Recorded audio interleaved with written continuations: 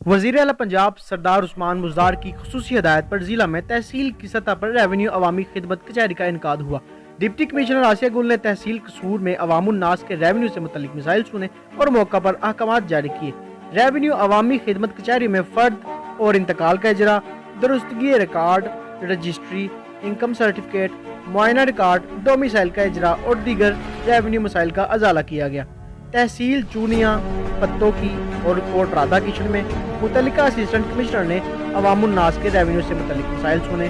Revenue عوامی خدمت کچہریاں ہر ماہ کی 1 تاریخ کو منعقد کی جا رہی ہیں۔